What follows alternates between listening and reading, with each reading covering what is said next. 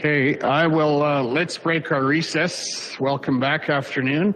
We have a number of agenda items ahead of us, so we will get right back into our public hearing. And I just, excuse me, want to speak very specifically to the matters at hand. It's very important that as part of the public hearing, when people are presenting, that they speak specifically to the matter at hand. In this case, it is our municipal consideration of our municipal development plan. And I'll ask anyone who's presenting and speaking to be very specific and concise with regard to recommendations regarding how we move forward on that. I simply can't, we simply can't accept a narrative that is sidelined from that, regardless of its credibility or incredibility. That's our limiting our discussion to the matter at hand has nothing to do with anything except it has to be speaking to the matter at hand. So with that, I will ask if there are any other public comments with regard to our municipal development plan.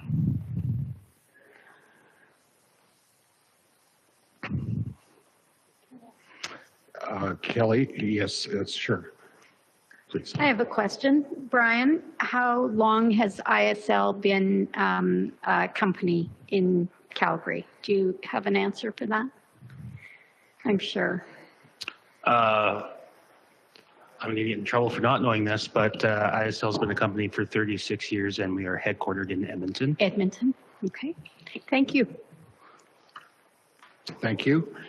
Are there any other questions or anyone wishing to make a public presentation with regard to the consideration of our MDP? Seeing none, I think we'll move on. Is there anything online, Todd? We have no comments online. Okay. Hearing that, I think we will move back to item number 7.2.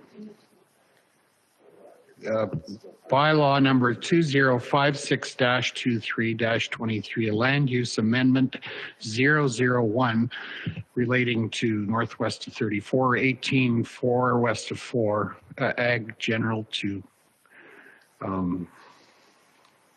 rural. Maria, please. 7.2 on our agenda.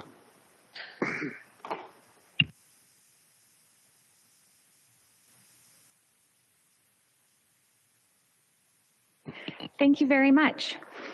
The purpose of this application is to redesignate the portions of the northwest quarter of 34-18-14 as shown on the attached map from Agriculture General District to Business Rural District. The subject parcel is in Division 10, just east of the city of Brooks. The applicant is proposing to develop a solar-powered electrical vehicle charging facility and auxiliary uses on the property. The purpose of the Business Rural District is to provide for the location of commercial and light industrial development in rural areas, which will not compromise agricultural operations. The Business Rural District allows for solar panels, freestanding, and a gas station as discretionary uses. While the proposed development will not dispense fuel and oil products, the operation of an electrical charging station is similar to that of a gas station. The parcels north of the subject location are zoned Business Rural District and Residential Rural District. The parcels directly to the east of the subject parcel are in the Agriculture General District of the Land Use Bylaw. The subject parcel is located directly adjacent to the city of Brooks. This parcel is within the focused development boundary within our intermunicipal development plan and has been identified to be potentially serviced non-residential. Potential service non-residential refers to lands which are intended to be developed for industrial and commercial purposes to an urban standard. The applicant has supplied a development concept plan with the application submission. The applicant has indicated that the site will not be connected to municipal services. The water and sewer needs can be accommodated through water and sewage tanks. Should the land use amendment receive third reading from council, the applicant will be required to obtain a development permit from Alberta Transportation and a development permit from the County of Newell. This was circulated to adjacent landowners and required referral agencies. The City of Brooks responded that they had no concerns with the proposed land use amendment and a formal IDP meeting was not required. Alberta Transportation and Economic Corridors expects that the municipality will comply with all the applicable items related to provincial highways in the South Saskatchewan Regional Plan, and that they will mitigate the impacts of traffic generated by the developments approved on the local road connections from the highway system. So like I had mentioned before, they will also have the opportunity to add any additional conditions at the time of the development permit and the roadside development application through Alberta Transportation. I did get one call from an adjacent landowner, and they did not have any specific concerns or concerns with the proposed development. And the applicants are here to answer any questions if council wishes. Thanks. Thank you, Maria. And with that, just as per our guidelines for how we manage these public hearings, the appellant will have up to 5 minutes to present if you wish to, or if there are questions. I mean, you're not required to make a presentation, but if there are questions, appreciate that you're here to take questions from the public. And then anyone else wishing to make a comment publicly has up to 3 minutes. Or if you have questions. Is there anyone else that wishes to make a public presentation with regard to this land use amendment?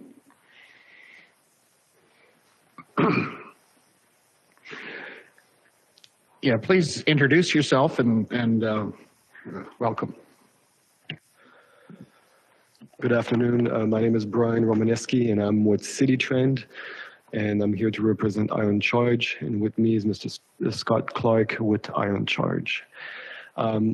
Maybe just a bit of a background on Iron Charge and what we're doing here. Iron Charge about a year and a half ago embarked into the task to electrify the highways across the province of Alberta. And the distinction with Iron Charge is two things. One is we stay away from the large centers, such as Calgary or Edmonton, and we provide service along the highways. Generally in smaller centers, and the majority, all of our sites will be electrified through solar panels and through solar energy. So all of our sites have solar farms that are about 2 megawatt in size, which is sufficient with a battery system to charge cars that will be captured along the highway. We've been successful so far in Coots, in Fort McLeod, Red Deer County, Leduc County, and we're just starting the process in the town of Crossfield. And we hope that the connection with Brooks will also connect us towards Saskatchewan and do the same exercise in Saskatchewan as well. The site that we have here is actually a perfect site for us as it's close to the highway. It's large enough for a solar farm and also for the electric vehicle station, which are really the two main use on the site. And as identified by the planning department here, we believe that the land use district is appropriate. As we see across the province, a lot of land use bylaw are not reflecting electric vehicle stations quite yet. We did file with our application a few of the definitions that we've been able to benchmark over the past year and a half, and this may help the county in making future amendments. But otherwise, we feel that the land use district will be quite supportive. The other part that we'd like to share is we also, as we go through that process, we need to make a submission with the Alberta Utility Commission, and there's also an engagement process with them. So we have started our engagement process to advertise the project with the neighbors as well. So not only the county advertised, but we also did, and I've received no comments with the application. You're welcome. Thank you for that presentation. Are there any questions? Anyone from the public or council? Kelly and then Dan, please. Welcome. Hi. And thank you for coming. Just something I picked up on. I heard you say that you had other sites in other counties. Will this site be called County of Newell, or will this site be called Brooks? I don't think there's a name to it. The company is named Ion Charge. We refer to it as the County of Newell site. Good answer. Thank you. End of question. Thank you. But I don't know that there was necessarily other than like an Esso station, or it will be what it is, I guess.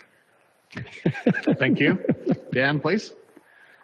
Just curious, average, what's the length of time to charge a vehicle at one of your stations? And if it's a lengthy time, is there anything for people to do at that site while they're waiting? Very good questions. The answers has been evolving quite a bit over the past year and a half, as you can imagine, as technology evolves and change. One of the benefits of this site is the electricity will be stored into batteries. So we have a direct charging system from battery to battery.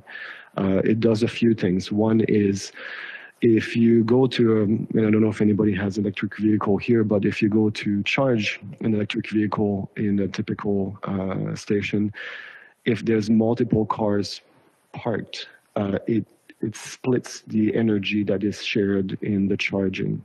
When you use a battery connection, because it's a direct connection, it doesn't do that split. So whatever technology the car has available in terms of being able to absorb enough, the speed of the energy will be able to be delivered. Generally what we see, because it's the high level charging station we have, we're looking at anywhere between 15 to 25 minutes to get from a 5, 10, 15% to 80% charging. And of course, it has to do a lot with the technology that the car has. So as cars get released every year, the technology evolves.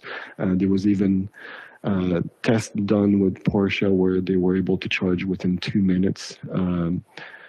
I don't think I would want to be in that car when this happens right now, but things evolve and the technology is there. I guess the only benefit we have is we have the battery system that will allow for whatever technology they have to be achieved with our sites. And in terms of what they can do on site, we will have, like most gas stations, you would see a little of a convenience store available there for people to go into the washroom or to pick up some food. And hopefully, as this evolves and maybe in 5, 10 years, maybe this will be also served with commercial development as well. Who knows? Okay, thank you. Any other questions? Neil and then Amanda. Just a comment, I think it's the way of the future. I live about 3/4 of a mile away from here, so I can fuel up my electric car when I get one.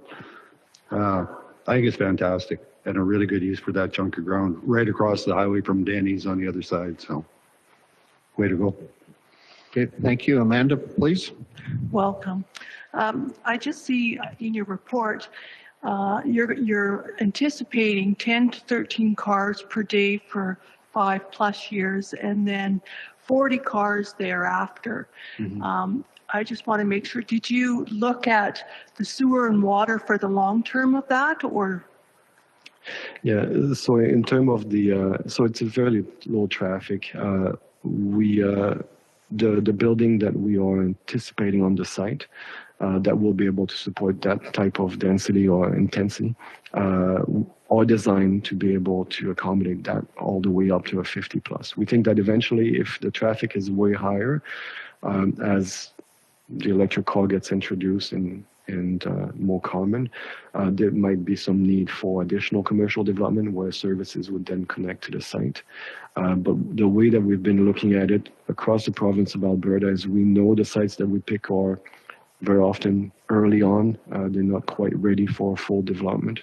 And so we've been able to design the site as it stands to make sure that we don't need water, we don't need sewer, we don't need to put pressure really on the infrastructure.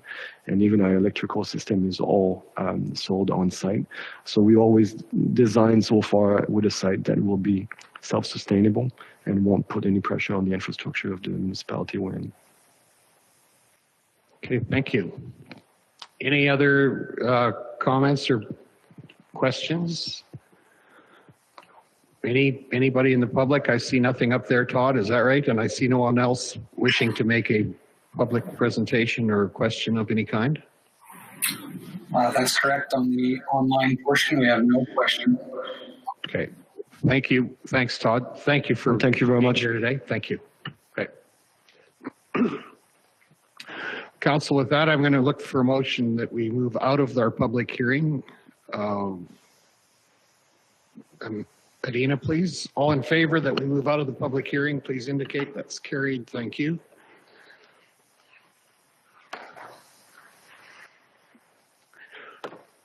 With that, we will consider the matters we've discussed here a little bit later, but we have a scheduled meeting that we're a little bit late for. Nathan Crosby is here together with Paul Seaton from the Brooks Bandits. Nathan, we're a few minutes later than we thought we'd be, but if you'd come to the floor and have a seat. Paul, you're welcome to come up too, please. Yeah. Oh, do you need to, if you don't need a computer, take those two chairs. We can see you better, or some of us can at least. Again, thanks for coming in today and bringing your team with you earlier. So go ahead. I'm going to hand off to Nathan and leave it all to him. But first of all, if I could thank you all for the hospitality, the kind hospitality you showed us a short while ago. That was very enjoyable and a nice thought. Thanks very much. Thank you for that.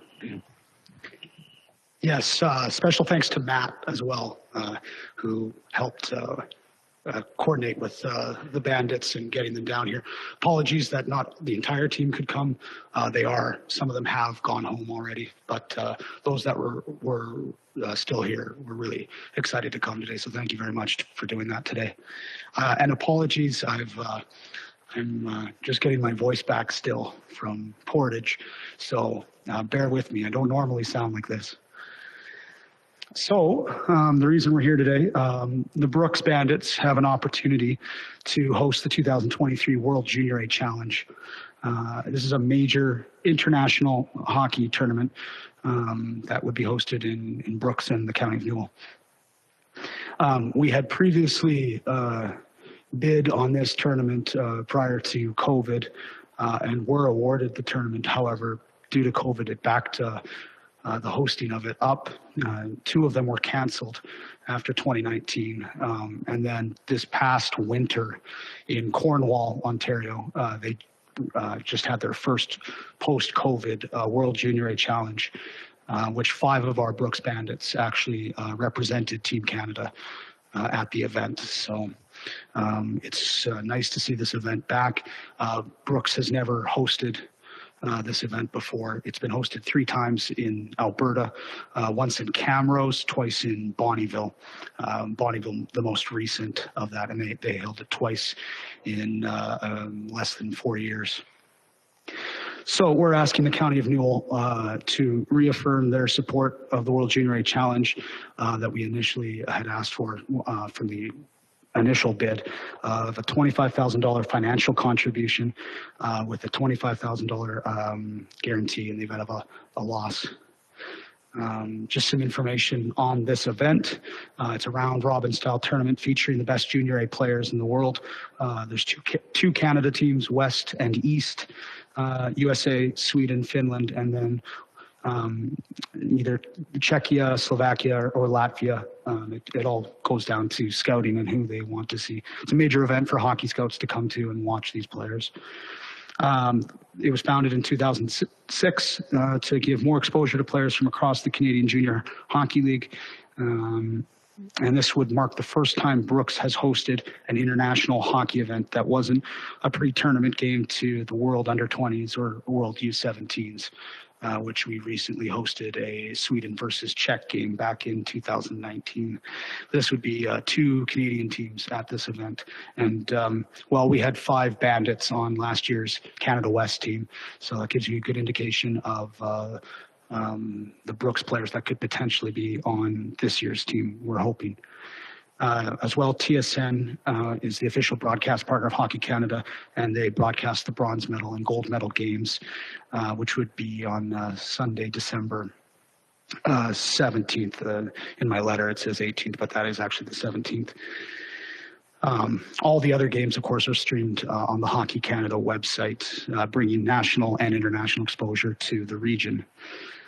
After Hockey Canada announced we wouldn't be hosting the 2024 or 25 Centennial Cup, which I had previously had come in here asking for a contribution from the county for our bid.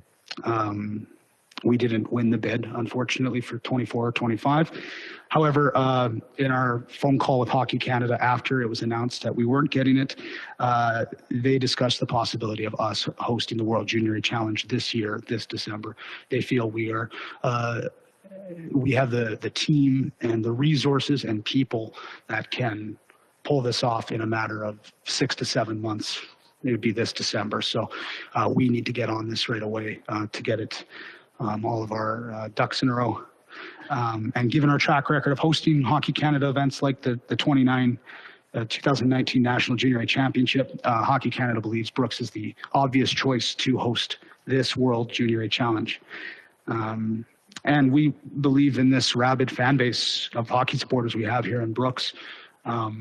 You know, game 5 of our league final this year, we had a full CRA, 2,200 people. Some of you might have been there, and it was just such a great sense of community for the region to have everyone there sharing that moment as we won the AJHL championship. So we believe that this town has such a fandom for hockey, and we think this type of event, bringing in an international flavor type of tournament to Brooks, including Team Canada, and we think people will want to see this. And of course, there's the whole side of teams, staff, fans visiting Brooks for this event and the economic impact that could have for the region. And of course, the tournament's legacy afterwards and the money that would go back into the region for local minor hockey, facility upgrades, scholarships, and future bids for other events. Hockey Canada has said to us, if we pass on hosting this event this year, no hard feelings. However, I believe that it would keep us at the top of the pile for future events for us to host if we agree to host this World Junior A Challenge this year.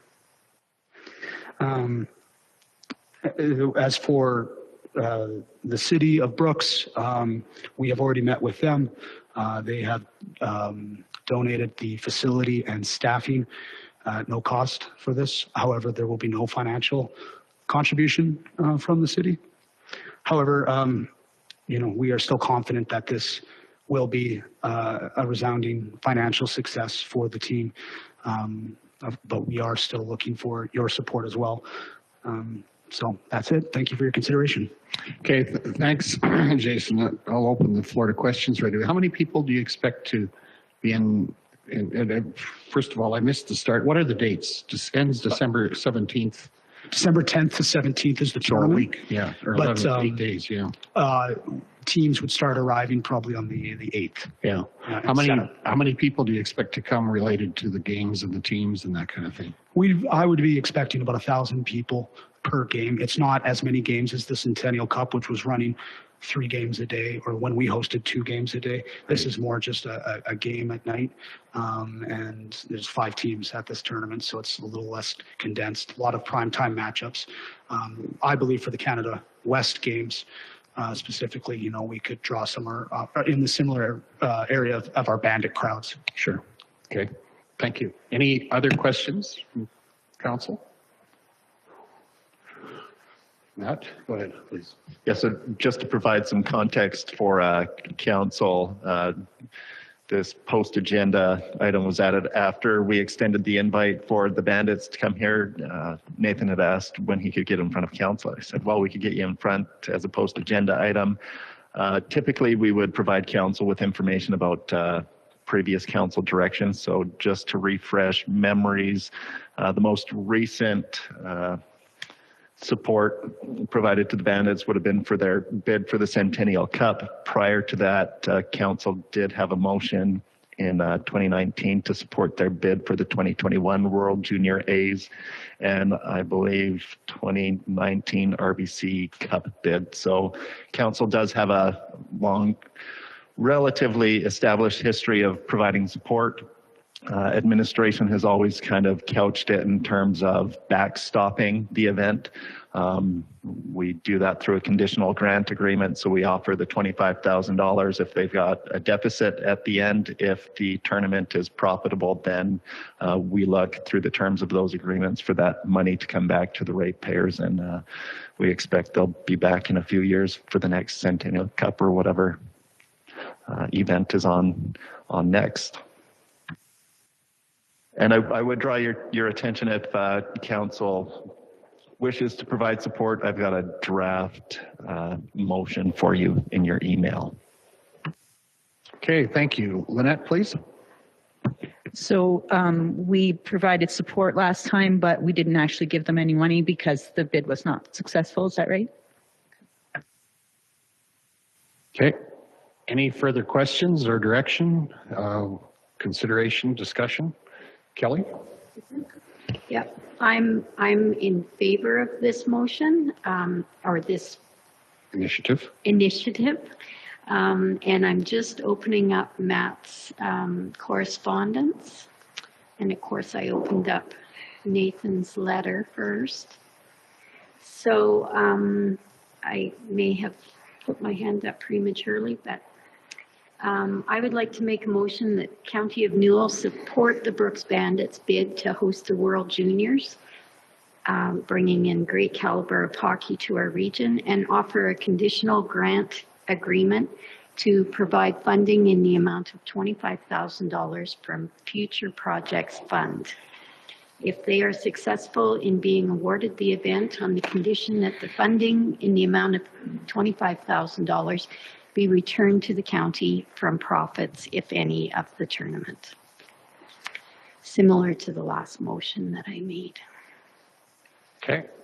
We have a motion on the floor. I'll accept that. Dan, please.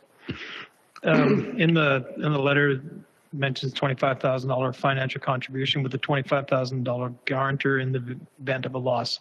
That's what you were talking about?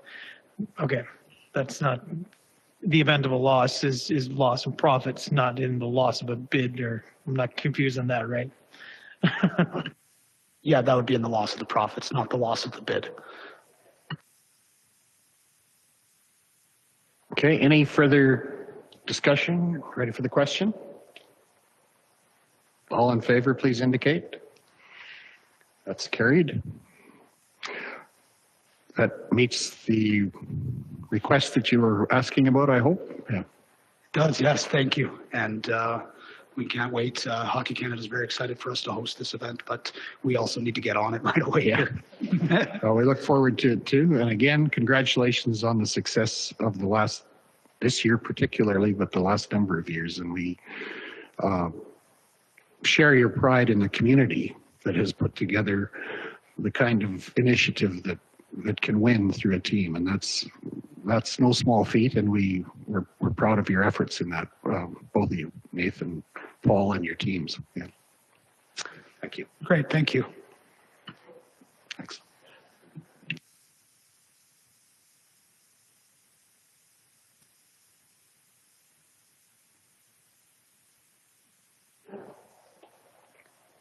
Being 1:30, should we move to Stuart? So we're good with the time that way? Yeah.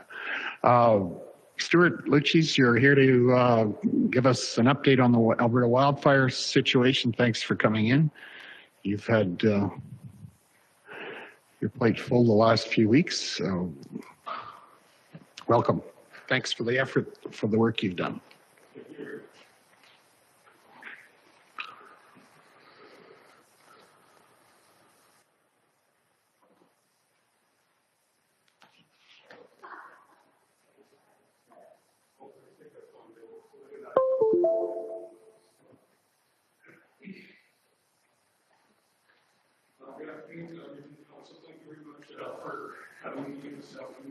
We'll just get you in the mic. There you go. You got to turn it on. Oh, I saw power, but I didn't. Okay, George can read. Regent Council, thank you very much for having me this afternoon. As I'm sure you're probably, oh good, well aware, it's been a very, very busy 3 weeks here for fire services, and all started back on May 5th, where Kevin Thompson from AEMA gave me a call and was, oh, sorry, we're doing what I didn't think it would quite do right away here.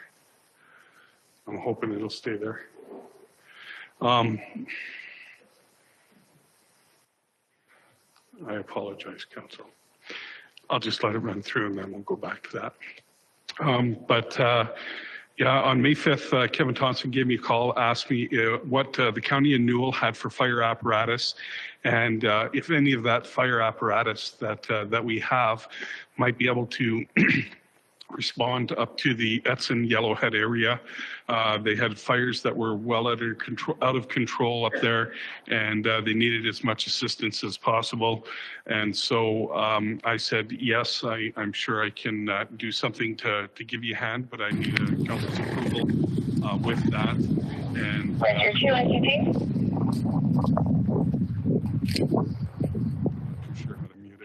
Okay, it wasn't very long. So I met with council, or Friday night, the request came for our one pumper tender, and just so that council knows what the request, they asked what I had for assets. I said I had 5 tenders within the County of Newell. I had 7 rapid response vehicles that were within the County of Newell, and then I had numerous engines that were spread around the county. He asked if I was willing to share any of them, and I said I'd be comfortable, if council approved, to supply them with 2 of our water tenders. And our water tenders are in particular a little bit special. They're 11,500 liters worth of water. So there are 3,000 gallons, quite a bit of water that can be distributed, as well as they have a 3,000 liter a minute pump on them. And with that 3,000 liter a minute pump, it allows them to actually effectively fight. Maybe not what you're seeing up on the screen right now. That's kind of big, and for our part, that would be almost like just wetting areas down.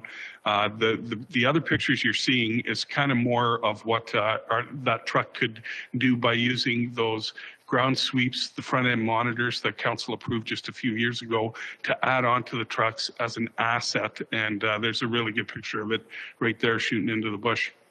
The province was really, really pleased with those 2 assets, and we're very appreciative that they were there, because they weren't just a water tender, they just weren't a fire engine, they were multi-use, and we could use them for multiple different things up north there. The other thing was our rapid response vehicles that hold 300 gallons of water on them, have a pressure pump on the back end to flow 15 gallons per minute of water, and that's to penetrate into those tight spots. And those were the 2 units that council approved, and up to 14 firefighters to respond up to that area within Edson. So Saturday, by Saturday night at 7 o'clock, the teams went up, and as you see on the screen right now, and it's going to go away, the teams that are up there are the team. I'm going to go back to this one first before I go to the team. So the teams that were up there, they did a fantastic job. I think the key that I heard from most of them at the beginning of the week was that it's quiet. We're not doing much. I think Councillor Short might be able to speak to it a little bit too when he gets up there. He was part of Team 2 that went up there. The one thing that I found very quickly when the guys went up there was they were working extremely long days. They weren't just a normal 8-hour workday. They were working 12. I've got some teams that have worked 14, 15, 16 hours in a day up there. So I very quickly made the decision And I had a little fight with the guys because they are firefighters. They want to be up there and still affect difference. But I said, after 7 days, we're going to change the teams out. We need to keep bodies fresh up there and let the people that were up there recoup a little bit on their return. So with a little bit of resistance, I got the change out done the first time. The second change out was easier. The second week was a lot busier than the very first week that was up, that the first team was up there. And they were up almost right up to Marithorpe area, right from Highway 16 and going as far north as, or west as Highway 22, I do believe it is. So kind of that square box there. It's a fairly big area. The Sunny Plain was where the second area of most concern was, up there in that second week, and where the team spent a lot of time. So a lot of hours spent, a lot of energy spent on it. I want to take a second to recognize this slide that I have here. And it's for the employers. I thank the employers of the County of Newell. I totally understand and recognize that businesses still need to operate, and when you allow your people to leave the business to go fight fires up north and not do their regular job, I certainly appreciate that they allowed that to happen, and that these volunteers were allowed to respond as they did. I wasn't too sure what we were going to get for response, but it turned out that we actually had on the 3 week, a good 8 team rotation that would happen each week. And I actually have teams, or had teams, ready to go right up into almost the end of June. We were getting things filled up for what if this progresses, carries on longer, and all that good stuff. At the end of the day, last night I had a teams meeting with the team that's up there, and they were being taken apart and being sent home. So last night was spent with a little bit of R&R for them. This morning they did a little bit of rehab on vehicles. Rocky Mountain Phoenix is up there with a mechanic checking our vehicles over a little bit, not to any great in depth, but they just kind of went through them to make sure that they were at least going to make it home. And so that was done. And at noon, I got the word that all the trucks were on the road, and they are on their way back now. So very excited to hear that. They should be here, I would assume, around 8 o'clock tonight. The plans moving forward, in particular with the apparatus, is the trucks are coming here to the county yard. And Ashley has worked very, very feverishly alongside of me. I want to give her a little credit here because, boy, for the last 3 weeks, it's been very busy for the two of us. She's been doing great at getting resources that we need to get up to our equipment that needs to get up there, and we've been able to send it in a timely fashion, right down to gas cards. We had a little problem with fuel, and we got those fuel cards up to those firefighters as quick as we could to keep that going. So, and our work isn't done yet. Now we got to compile all those bills together to, of course, submit something to the province. But so Ashley, the last couple of days, has been working on the trucks re-entering, coming back into the County of Newell. So we've got trucks set up starting tomorrow morning to get detailed. They are very, very dirty, and I would say they're dirty inside and outside. So we're going to get that done right away. And then I've got things set up with a local company here that are going to check over the trucks with the mechanics. I did try the avenue of doing county staff checking that out first, the Public Works Department. They're extremely busy right now with grader operators and all that kind of stuff. So it was really, really tough to do that. So at the end of the day, I thought it was prudent just to send it off to a local group here, the ones that typically do our CVIPs, and they're going to take care of that Thursday, Friday for us next week to make sure that everything is good and working. I can report that one mishap that we did have up there, it was in the first week, right in the first couple days. We had our new Rolling Hills rapid response vehicle unfortunately broke down, had a few issues. Turned out when we finally got the vehicle back here and checked out, It's a pretty minor issue, well, other than a water leak on the tank. One of the welds let loose, so it was leaking water, which in our industry is not a great thing. We want wet stuff on the red stuff, not just going down on the road. So that was a bit of an issue that actually Rocky Mountain Phoenix did a great job of putting a temporary patch on to make it work, but then the pump wouldn't work. So I had to scramble very quickly. I had a Dutchess firefighter transport the Patricia fire truck, or Patricia rapid response vehicle, up to there, and he drove the old one back. We got it off to TCB to get looked at because it's still under warranty because it's new. They got it repaired. Turned out the pump issue was simply the foam that we can pull out of those pumps had a hose that had a leak in it, so then it wouldn't create the prime, so then it couldn't flow water. So, you know, a robust unit, or we try and make them as robust as possible, take something as simple as just a pinhole, and all of a sudden it doesn't work the way or perform the way we want it to.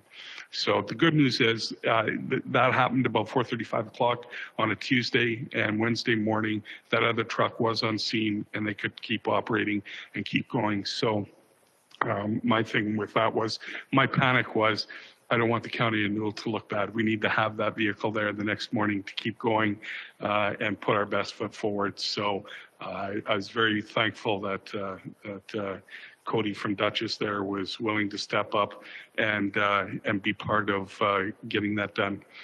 Finally, on this last slide, and you know, we thank the employers. I thank council for allowing me to deploy teams up there. I think we did a great thing in the eye of the province. I think we look a little bit better. The province was very pleased with our equipment that was up there. If I can put a little plug in, the one thing that they did talk about with those pumper tenders that we have, very, very versatile unit, but it's missing foam. And foam is a key component, even in wildland firefighting, what we do here, right? It's totally different here, what we do up there. But when we lay foam on the ground, we smother and it helps cool quicker and all that kind of stuff. If we had had foam on those two big trucks up there, they could have actually foamed structures and things like that to help protect them. But because we didn't have that foam, it was the one little downfall that they had. Trust me, they loved our unit, but that was the one thing that they said, if we could make any kind of corrections on those units, that's probably one thing that could be done just to make it a little bit better. So the biggest thing they were impressed with was the volume of water. The fact that it had, most tenders are only 1,500, 2,000 gallons. We had 3,000 gallons of water sitting there for their use. So with that, you can see on this slide here, this is the list of the firefighters that have volunteered to go up there. The list is a little bit longer than the employers. I'm going to see if I can just maybe get that to come full screen, and hopefully it won't move. I put a timer on there so that obviously, like you see, it would just keep on moving, but unfortunately, I'm not smart enough to know how to make that one big page. But anyways, there's 20, I think it's 20 or 32 firefighters there. So of the 121, you know, that's a quarter of our force that volunteered to go up there, that we had no more than 8 at a time that were up there. But it was, some of them unfortunately didn't get to go because it's been called quit. And at the end of the day, that's what we want, right? We want it to stop. We want our resources back where they belong, and they're done. With that, I hope I haven't rambled on too long, but I'd be happy to take any questions. Thank you, Stuart. Thanks for your big work on this. We appreciate that. Are there any questions from council?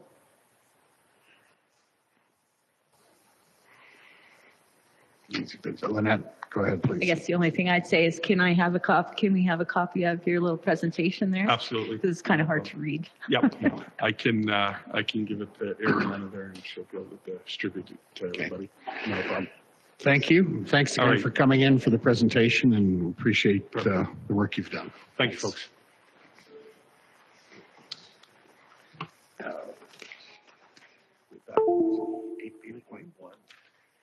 Which is the Zachary. Okay, council, we'll move on to item number 8.1 on our agenda, bylaws, bylaw 2032-22, road closure and lease. on the northwest of 32, 14, 14 west of 4. We're looking for second and third reading. Zachary, if you can present on that, we'd appreciate it.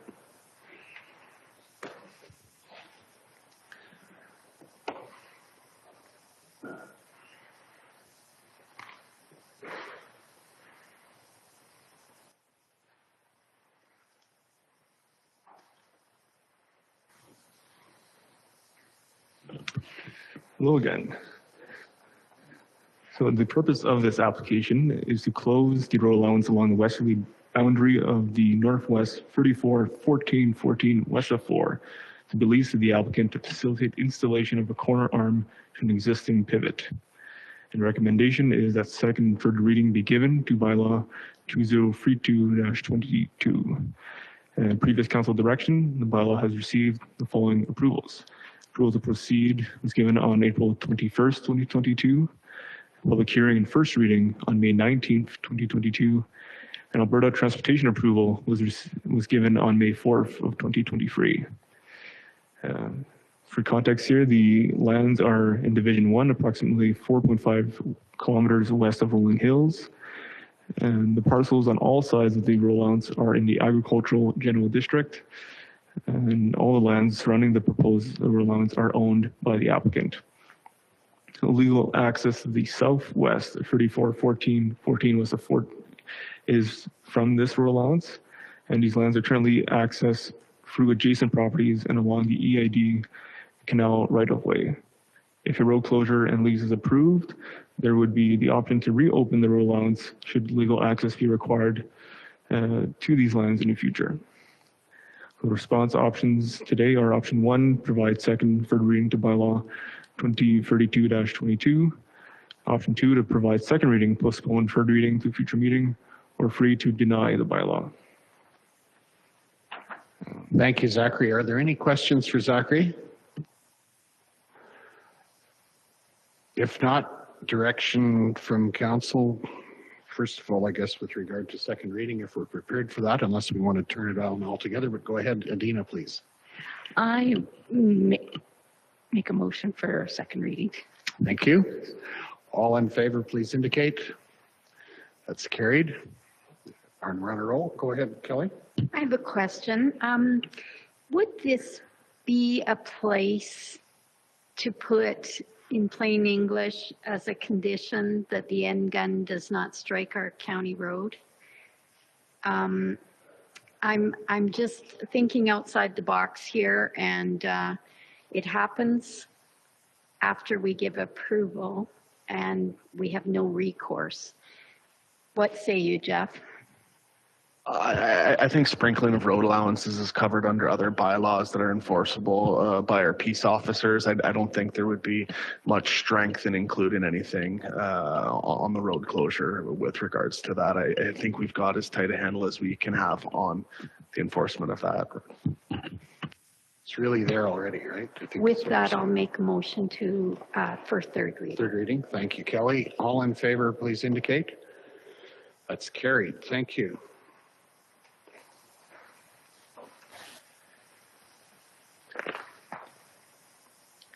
Let's move to item 8.4, right? 8.3. Oh yeah, bylaw for 2056-23. Go ahead. Maria, welcome. Thank you very much. Bylaw 2056-23 is a land use amendment to redesignate the portion of the northwest of 34-18-14 from Agriculture General District to Business Rural District to allow for the development of a electrical vehicle charging station. And it is recommended that second and third reading be given to bylaw 2056-23. Thank you. Thank you. We've had questions. Neil, go ahead, please. I'll move second reading. Thank you. Any further questions? All in favor, please indicate. That's carried. Thank you. Someone prepared to move third reading. Lynette, please. All in favor that we approve third reading? That is carried as well. Thank you. That was fast. Good. Now we move to item 8.4, our municipal development plan, second and third reading. Are there any questions? Is there any, I mean, we've heard the presentation. Do you have anything more to present, Brian, or? ISL's had offices in Calgary since '96 and Lethbridge since 2008. Thank you. Good.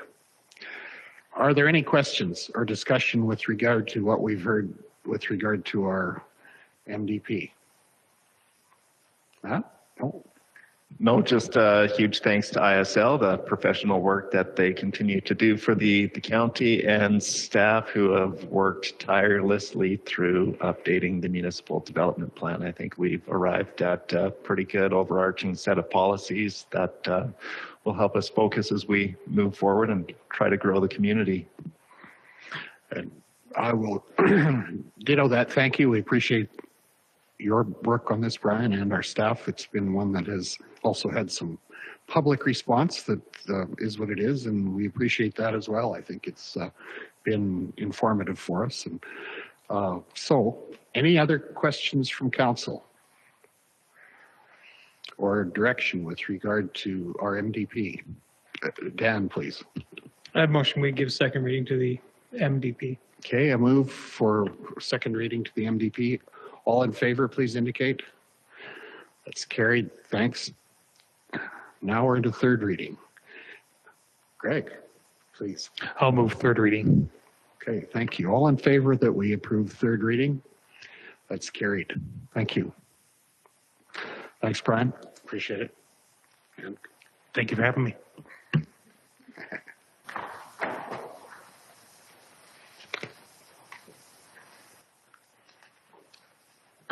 Sorry, Reeve Dirksen, can we just clarify that that motion is to adopt the MDP with the proposed edits regarding the NRCB policy?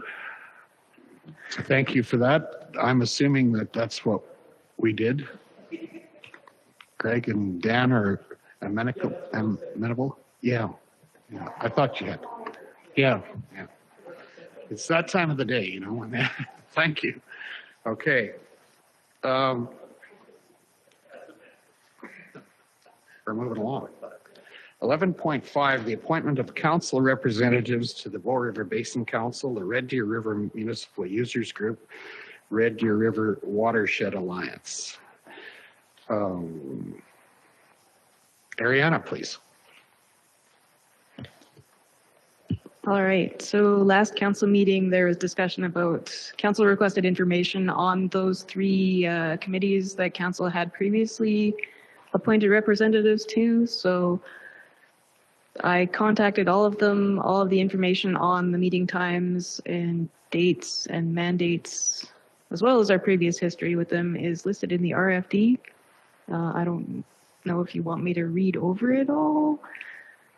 So yeah, if you reviewed that information and you decide you want representatives on the committee, we need some motions appointing representatives. In the past, I guess it's worth saying that the two Red Deer River ones, we appointed one representative when they went to both of those groups, and then someone separate to the Bow River, but that's completely your decision. Okay, thank you. Thanks, Ariana. Any discussion from council or direction, thoughts on how we proceed? Matt, please. For what it's worth, I will just throw out for council, previous council did spend a substantial amount of time evaluating the different committees, and they did spend quite a bit of time on these ones. The previous motions are there for your information, looking at streamlining some of the committees that they felt were of lesser value or bang for the buck for participation. So just to put that in front of you and highlight that. Okay, thank you. Kelly, please. Yeah, I would back that up by saying that we are members of all of these organizations, and the intent was never to go away from being members. We get emails, we get information. So there would be a cost impact here if we were to join all 5 of these. It's going to be time, travel, and conference expense if you chose to get involved that far. So just a word from the experience of previous council, they felt that we were not an effective participant at that time. Okay, thank you. Ariana, do you have a comment? Just a comment on the travel time. I guess since the last time we looked at this, online meetings have become more of an option. So most of them do offer online participation for the meetings. I think a couple of them have the in-person workshops. Those are the only ones, but you don't have to travel to the meetings if you don't want to. Okay, thank you. Lynette, do you have a comment? Yeah, it's just a question. Kelly said 5. Did I miss something? I thought there was 3. Bow River Basin, the Red Deer River Municipal Users Group, and the Red Deer River Watershed Alliance. Is there more to them that I'm not understanding? I included Southeast Alberta Watershed Alliance in that conversation because there's been some talk about including that one as well. It's further down. Okay, thank you. Neil, please.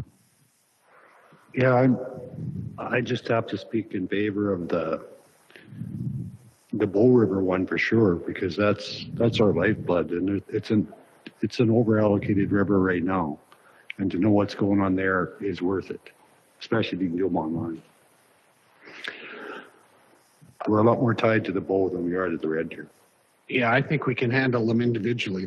I would agree with you. And probably in terms of one that is important, that would be more so. And potentially, I'm not sure what the direct connection will be, but with the consideration of the Airmore Dam on the Bow River, I think there's going to be lots of discussion around that issue there.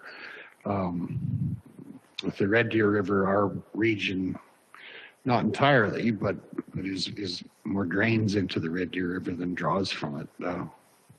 There's exceptions, but that's mostly the case. Yep, we got to protect that water license, even if it means going to a few of these kind of things. Do you have a direction for us with regard to that one then? I'm not sure how to make a motion, but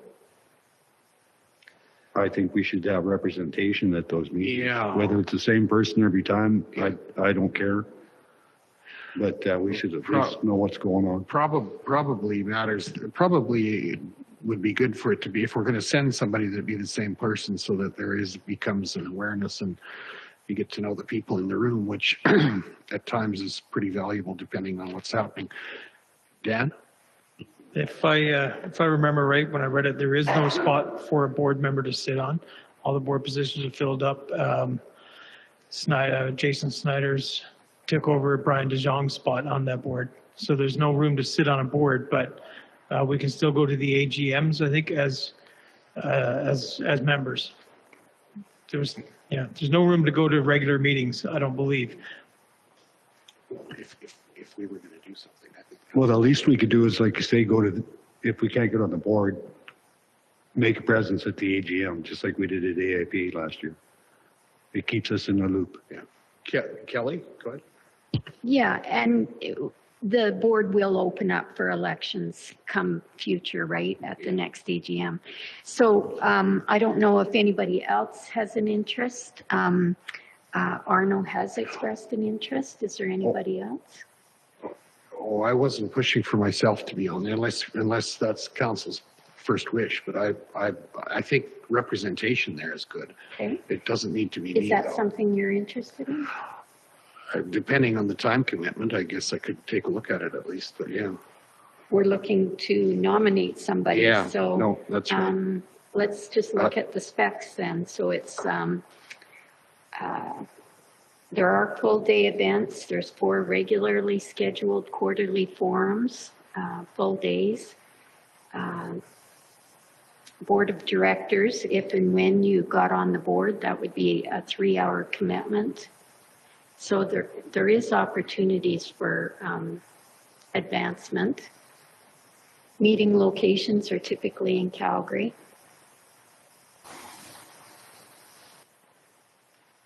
Well, I'm open to it if that's what council wants, but if someone else has an interest in being there, I'm just fine with that too. And I'm open either way, so I would Okay. accept it. So my motion is that we appoint Arno Reeve Dirksen to this Bow River Basin Council. Okay, that's a motion. All in favor of that, please indicate. Okay, that's carried. Thanks, Kelly. Is there direction on any of the others?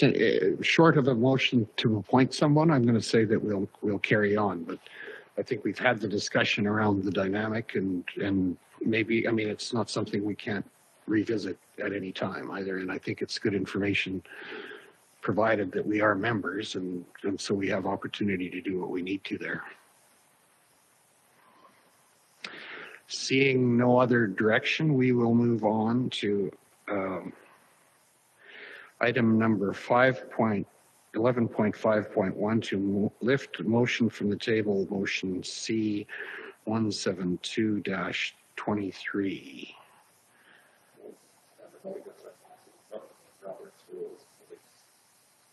We're done.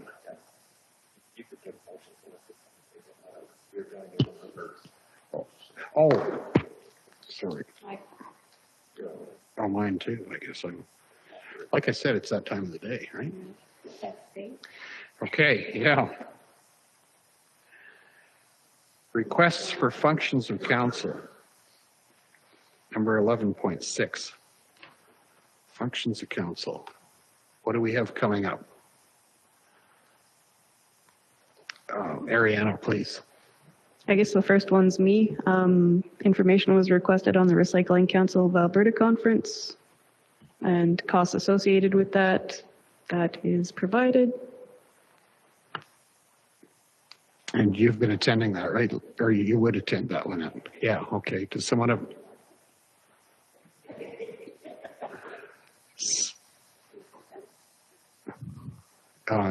Dan? I noticed that we're not members, but the Recycling Association is. Can they be the ones to send you? We'll pay your costs and whatnot, just to save that. Yeah. I'm sure that that's how that would work, is that I would be sent through Newell Recycling, but would funded by the County of Newell. Okay, and that's what I was going to speak to. When you're on a committee, if the committee wants you there, they will make the funds available, whether it's FCSS or Newell's Regional Water. They don't have the money, I understand that. So maybe this isn't a conference for them. That's what I'm saying. If it was a priority for them, they would make the money available. That's my point on this. It's a pretty posh conference. Okay, thanks, Neil. Yeah, I'm not sure I agree with you on this one. The more we get our counselors out there, the better it is. Even considering when we go to Edmonton, they charge us $675 to go to that bullshit conference. That course that we take, this isn't all that much money. And I think it's good for everybody around the table.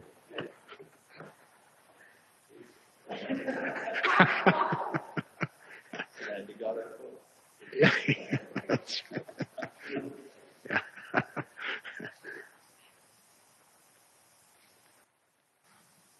Okay, direction? Go ahead, Kelly, please. Abby, Lynette, I'll put you're on that board. So I'm going to ask you, is this a conference that is needed for this board? I have never been to the conference, so I have no idea. Some conferences, like Neil said, feel like a waste of time and other ones don't. So that's really hard to answer. Okay, so I'll reword it. By not going, are we at a disadvantage? Because you have never been, you don't know. Have others on your board been? We haven't had a meeting since this was brought up, so I honestly don't know. So if it would be all right, we could table this and I'll get back to y'all. That's a motion to table. Okay, go ahead. Matt, please. Just, could we direct administration to bring it back next meeting instead of the tabling motions? Yeah. Okay, all right. Are we good with that? Just some, like, does Newell Regional, do they participate at something like that at all? I don't know if they do or not, but I do know that they're extremely short funded. They're a subsidiary of the landfill. So they wouldn't have the money to send Lynette or anybody else out of their budget.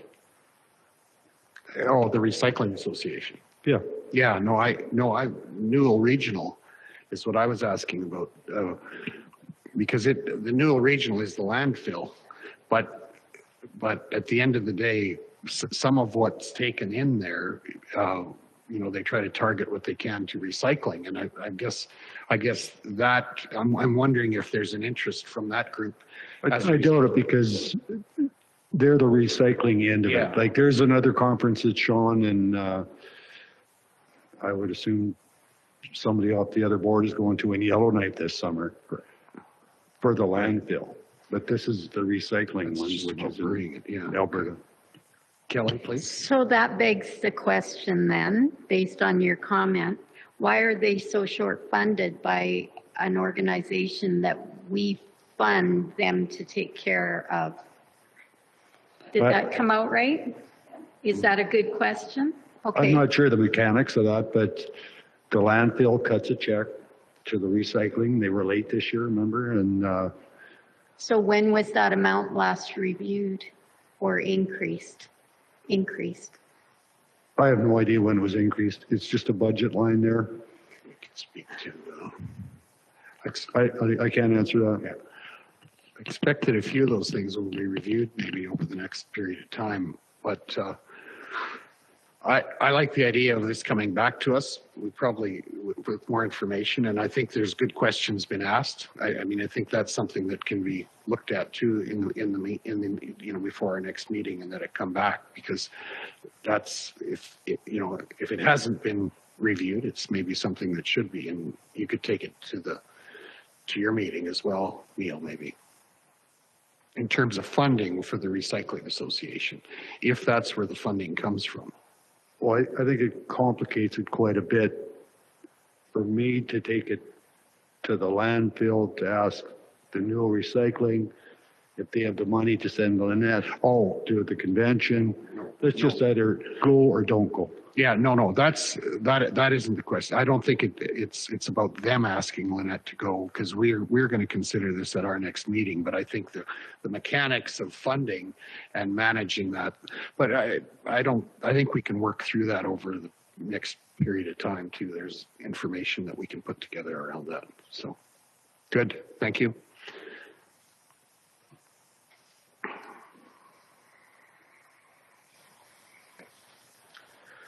We are moving to item number 11.6.2, Southeast Alberta Watershed Alliance Annual General Meeting, June 22nd. That's one that I've missed. What do we need to decide here?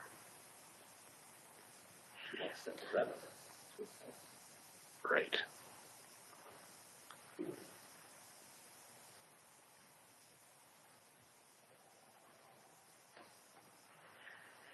What is your wish, council? Do we want to send a representative to this meeting in Medicine Hat on June the 22nd from 1 to 4, correct?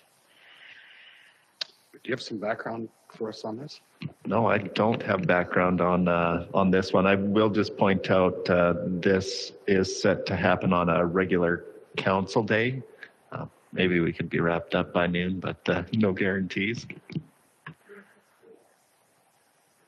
1 to 4, yeah. Okay, unless there's a direction to send someone, we'll carry on.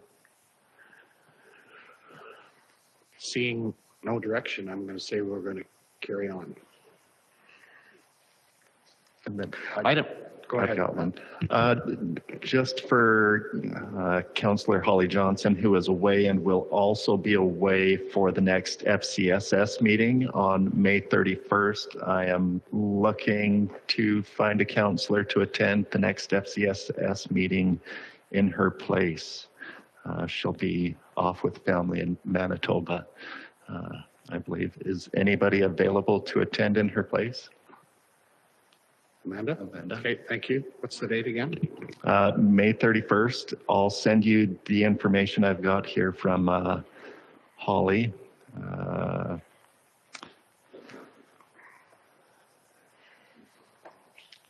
Yeah, if we can get the motion, and then I'll pass it along. Wednesday, the 31st at 6 at the college. And then I'll reach out to Lynn to send you the agenda information. Okay. Kelly makes a motion that we appoint Amanda to attend that. All in favor, please indicate. It's carried. Thank you. Let's move on to item number 12, Municipal Services Business, Mr. Mark Harbrink, the tender award for the Kinbrook Connection Pathway Stage 2. Go ahead. Good afternoon. Council has the RFD in front of you. Highlights, May 18th, the tender closed for Stage 2 of the pathway construction. Prior to that, we had a contractor meeting May 8th for interested construction companies, where we had 6 interested parties show up. At time of tender close, we had 1 tender submission received. This is similar to what happened with Stage 1 of the pathway. A couple of companies showed up, and then we only received 1 bid. So I can't tell you whether it's the best price, it's the only price. So I guess it is the best price that you're going to see. You can see from that the recommendation is a county council award the construction to Brooks Asphalt and Aggregate in the amount of $2,916,400 plus GST. And with that, I also need to ask for an additional funding of $640,000 with the proposal to come out of the stabilization fund. Budget on that was set at about $2.4 million when we went through our budget process in the fall. And, since then we've finalized budget as well. But what I can say is that prices continue to escalate due to inflation. This is not just a one item thing that resulted in higher than expected costs. These are a lot of little things that added up over the time period. I can say that the one piece of infrastructure itself, being the bridge, increased over $80,000 in the last 6 months that we sat around thinking about this. So that's my highlights, and I'll gladly answer any questions that council may have on this, but ultimately this is your decision of whether this proceeds or not. Thanks, Mark. Are there questions?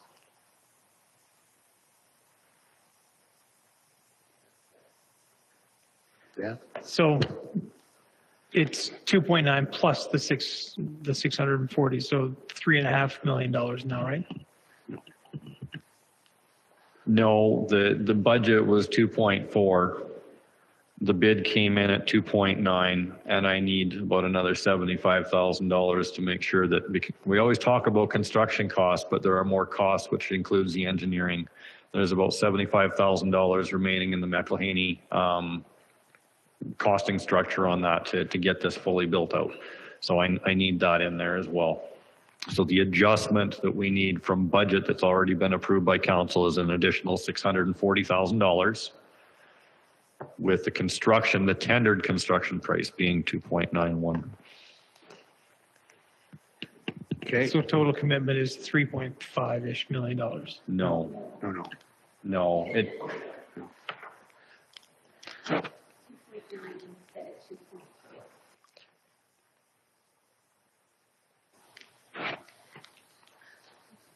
Lynette, please. My question is probably for Greg, Joint Services, seeing as the county, once we stepped up and said we were going to get this rolling, did the money start coming in for people saying, hey, this is actually going to happen?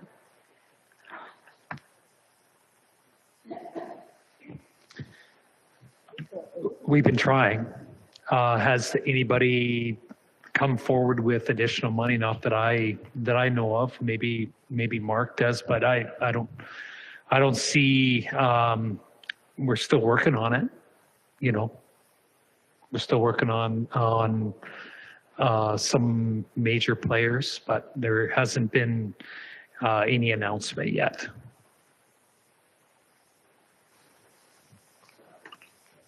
Elaine, please. How well has the bricks been advertised, in your opinion? I've had people ask about bricks, and I'm like, well, you can go to the county office, but shouldn't we know that automatically by now? Because it's been about 2 years.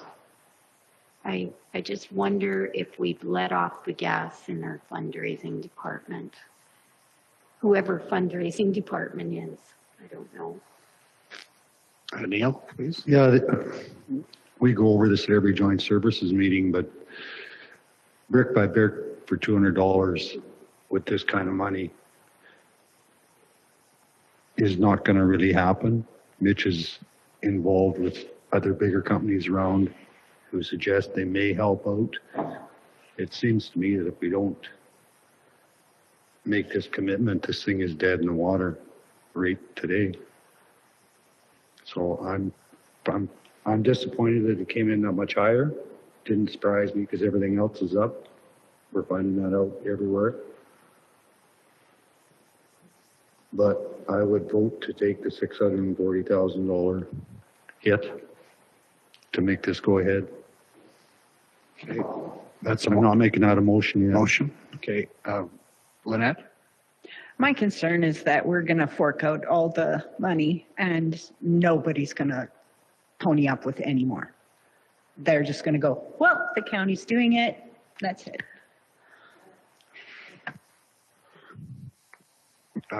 Neil? I think you're probably right. Not about, yeah, I think you're right. If we don't do it, the project is dead. And this project has taken over a lot of airtime, a lot of our time, a lot of PR. Just to see what happens, I'm going to make the motion that we pony up with this. Okay, Greg, please. I do want to say that we will continue working on fundraising for this project. And I do want to see it go through.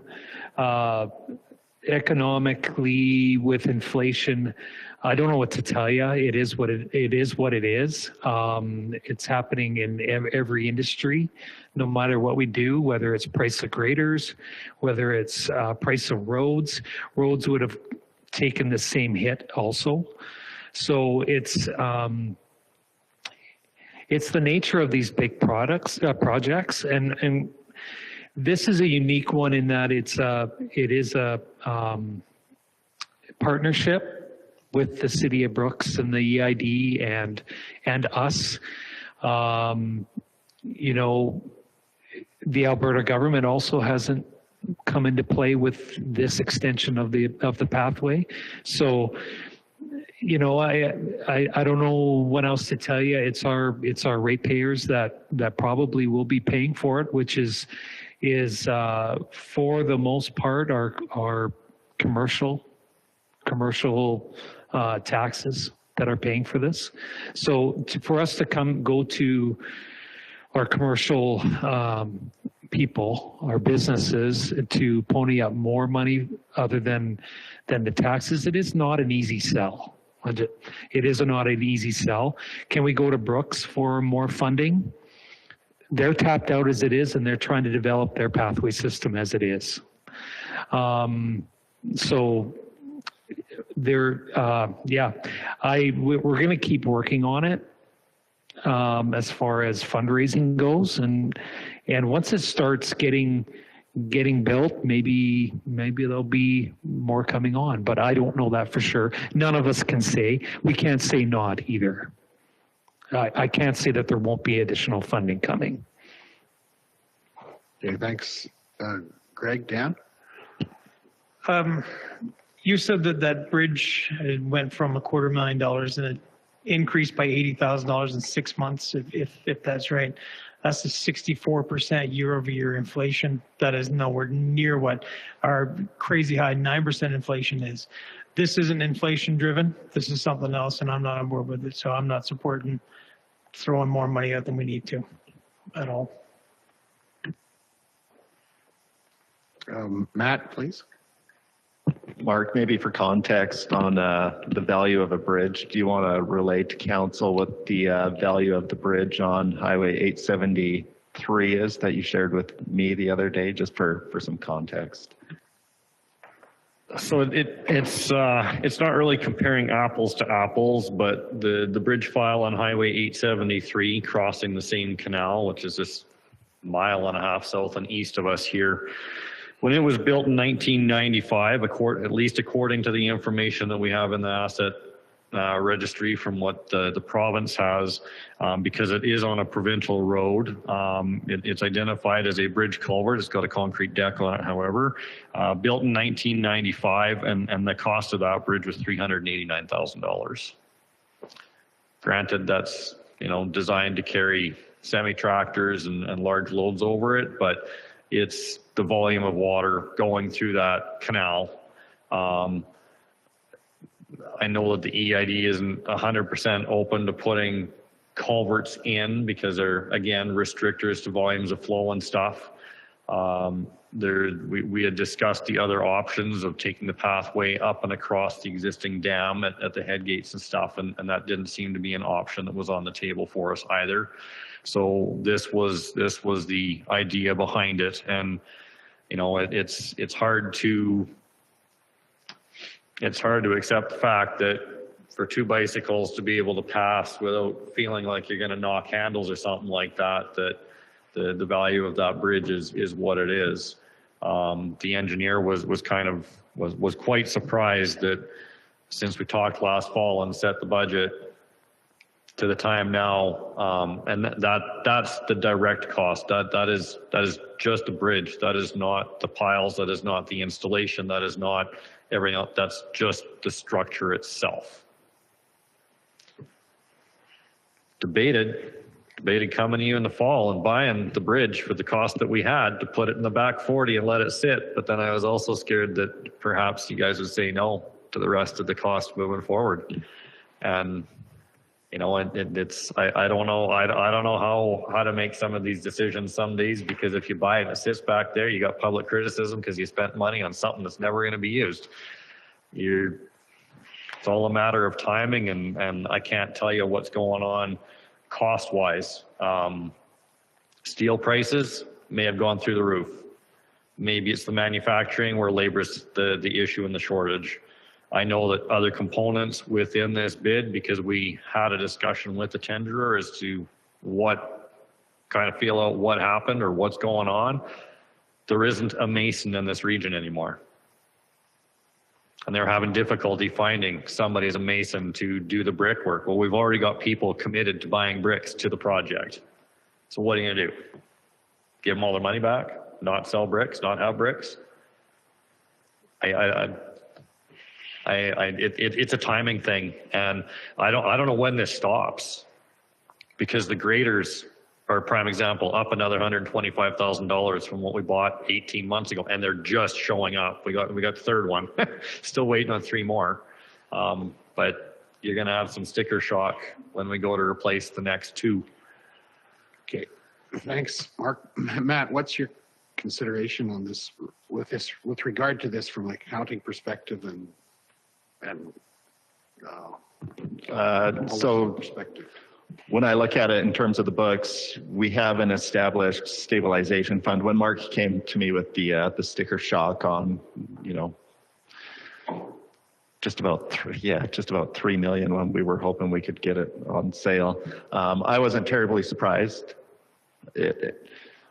Supply chains are upside down, whether it's 24% on graders, 60%, whatever it is, everything is upside down. I mean, you've got the whole world looking at onshoring, supply chains are disrupted. Mark's talked about our graders. We can't get them here because there's no labor to outfit them.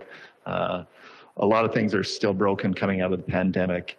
That stabilization fund, the balance at the end of last year was $5 million. And that's kind of the purpose of the stabilization fund, for when something comes at you out of left field.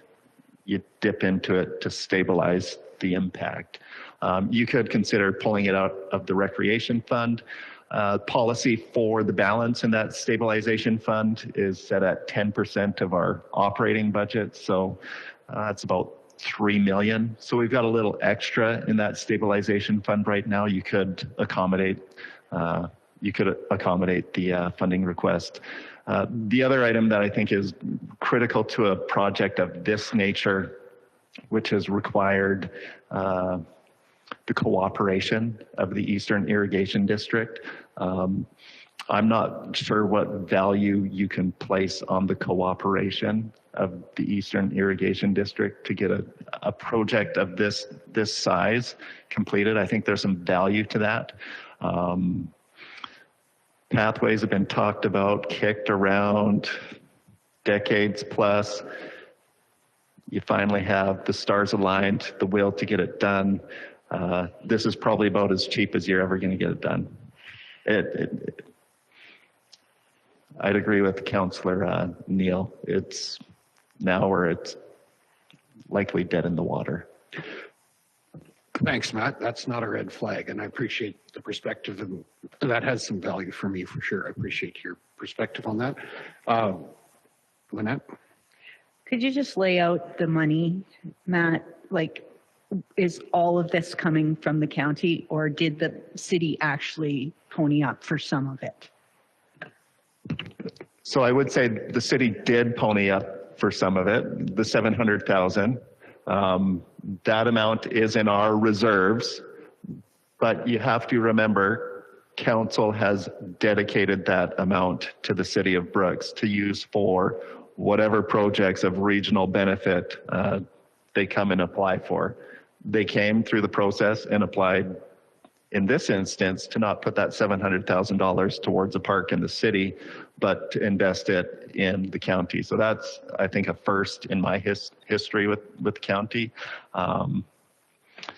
So yeah, the city did put $700,000 of money that they had allocated to them.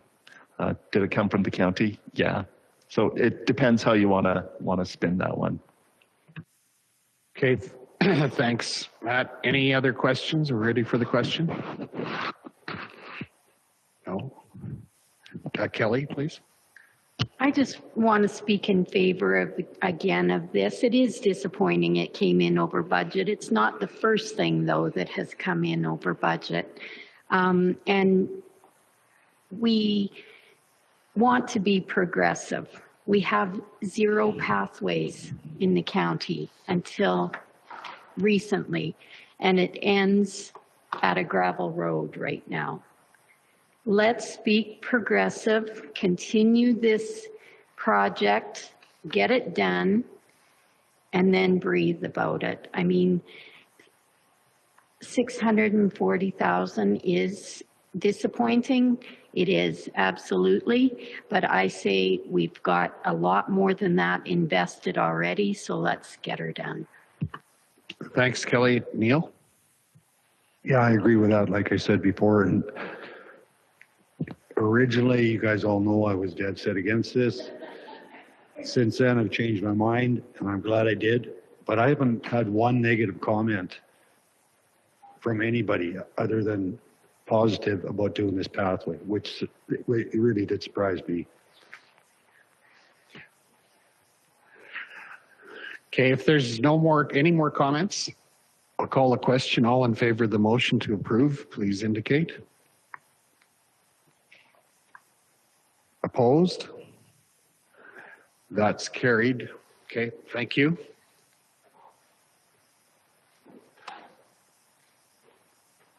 Thanks, Mark. Committee reports. Rural Regional Tourism. Nope. No.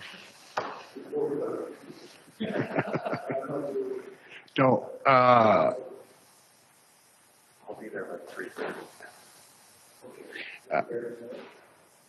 Neil, Newell Regional Solid Waste Management Authority, have you got a committee report or you're good?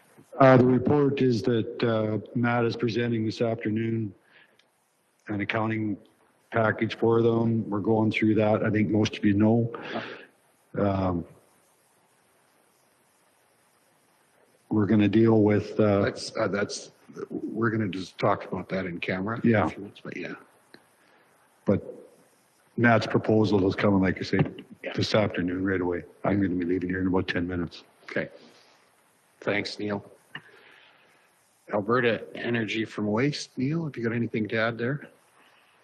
It's about in the same position that the pathway is. If it doesn't get funding, it's dead in the water.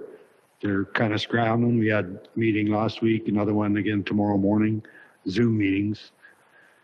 Yeah. All you can do is keep your fingers crossed this thing's going to go. We're waiting for after the election, like everybody else, to get Danielle back on board or get whoever we have. Going to need government support to make it go, but it's been rather disappointing for everybody involved the last month. Okay, thanks, Neil. Greg, Joint Services, please.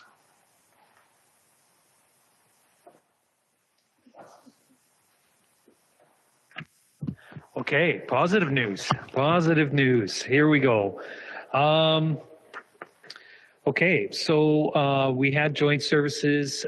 We had Dr. Curran in to make a presentation, and he indicated how well the physicians in the rural communities, how we're doing in Brooks compared to other rural communities. So we're set up pretty good for doctors.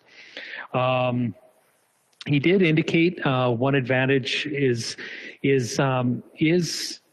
that we can to look forward thinking is to have all the physicians working out of one medical clinic, which includes with the inclusion of walk-in clinic. So that's his opinion, and that is the opinion of many doctors in Brooks, not them all, but there quite a few have indicated that one clinic would be a positive thing. So we kind of took it as that. Let's see, what else can I bring up to you? Jamie McIntosh had a delegation from the Brooks Rural Regional Tourism update. She gave us just some indications of some of the things they are working on. One note is that we did mention to her that we were concerned about the name, and I know we brought that up a few times here, and we did bring it up to Joint Services, and it is something that we will be talking about moving forward with respect to changing the name to Brooks Newell Regional Tourism.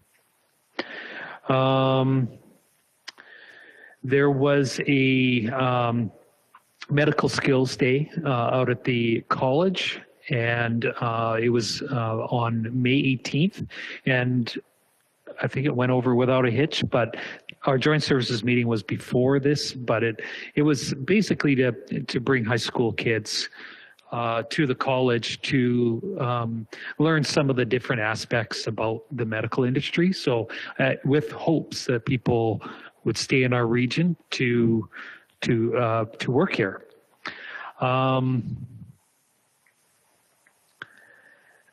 Let's see. I think that is about it that I want to bring up. Is there anything, Arno and Neil, that you want to bring up about the meeting? No, I think you've covered it well. Thanks, Greg. From my perspective, Neil, anything? Yeah. Good job. Okay, thank you. Any questions? Seeing none. Kelly, Santa Rec Board. I just wanted to report to you that we did our annual meeting where we have $50,000, 25 jointly funded by each municipality, and we awarded $31,400. The breakdown is arts and culture received $5,700. The curling club received $12,000 for operating costs. The golf club received $12,000 for youth golf and accounting maintenance of the grounds. The senior center received $1,700 for utilities in that recreation funding, total of $31,400. And just a shout out about our barbecue coming up. We are jointly funding this professional barbecue event. Smoker thing. Yeah, it's June the 2nd, 3rd, and 4th in Basin. And on the 2nd is a banquet with a full meal deal and a dance. So if anybody wants tickets, I can procure those for you. We'd love to have lots of council representation. That is Friday, June the 2nd in Basin at the community hall. Thanks.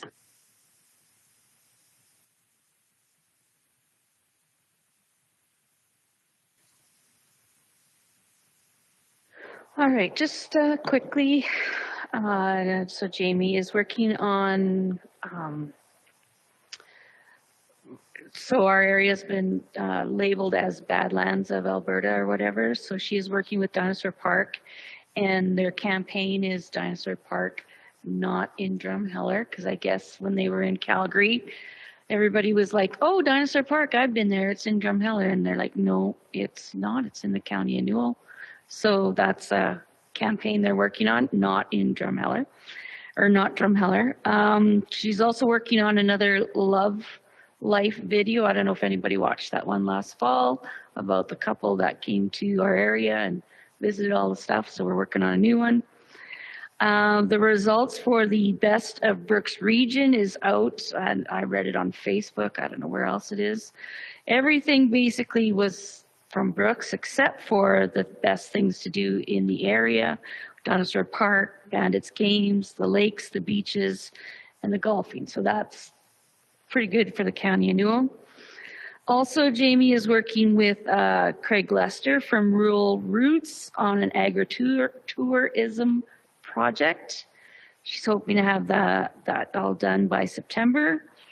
And then finally, our EDF, so entertainment something fund, sorry, escapes me right off the top of my head.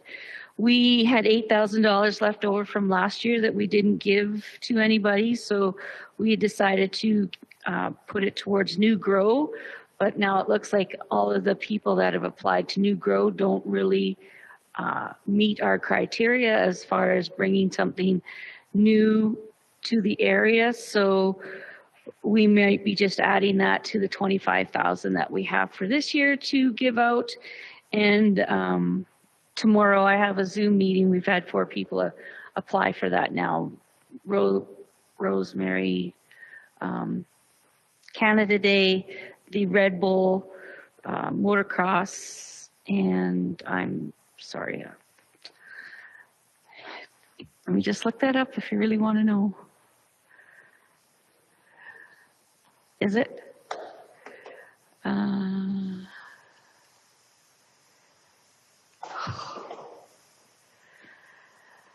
I'm sorry.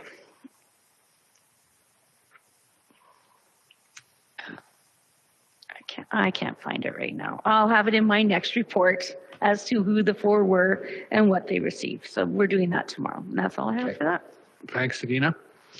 Amanda, you've got a written report for us. Everybody's had it. If there's questions or any questions of anyone, those are our committee reports, I think. Let's move on. Post-agenda items are covered. Information items are there. I'll just draw your attention. You've probably seen the letter of appreciation from Blackspur Oil Corp. I think that's a good kudos to our staff and pass that on. We appreciate that, Matt. I'm glad that's in there. Thanks for including it. We're getting awfully close to the end of this meeting. A motion to move in camera would be in order. Amanda, please. All in favor that we move in camera? That's carried. Thank you.